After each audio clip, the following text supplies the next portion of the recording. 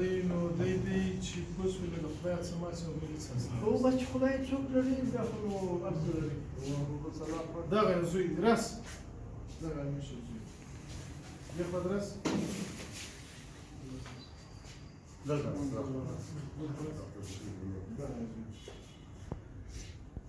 نو دې خبره کوم چې السلام علیکم قدرمنو دغه یو ځوان چې ناجوړه دی د ده په کولمو کې فنډکس چولی دی نو بیا ډاکټرانو اپریشن ورکړی دی اوس یې پوزیشن ډېر سخت خراب دی تاسو وګورئ چې داسې ټول څیرلی دی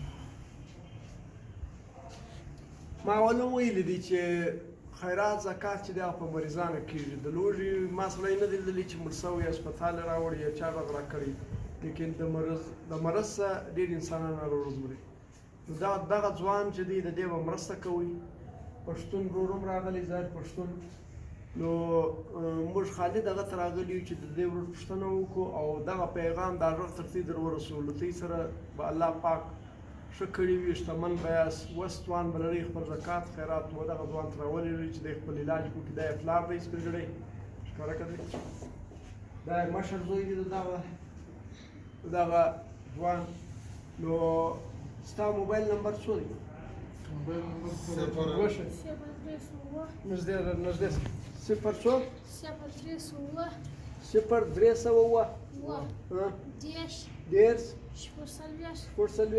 0 یو سل یو دغه یو سل یو نوي په اخر کې نو دغه موبایل نمبر دی په دې به رابطه کوئ او د دغه سړي د دغه ځوان مرسته به کوئ هسپتال چې دی بي ام سي هسپتال دی سرجري وارډ دی دا د خان بابر وارډ دی نو دغه وارډ کې دی پروت دی تاسو د دغه نوم دی څه دی عبدالبصیر نوم دی د سرانانو نو دا ویډیو ظاهر پښتون شرعي زه یم شروم نو خامخا به مرسته ورسره وکړو بیا هم درنو لیدونکو او اورېدونکو خبره داسې ده دا زه بیا ټولو هغه علم دوستو ځوانانو ته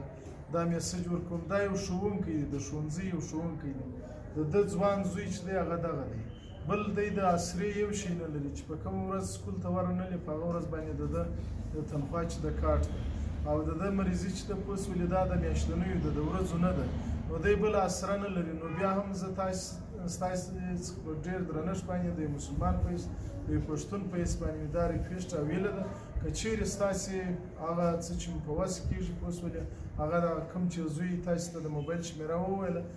پر هغه باندې تاسو تماس ورسره نه وایاست د کوټ په بي ام سي هسپتال کې په سرجري وارډ کې د خان بابر په وارډ کې پوس ولې دا مریض پروت دی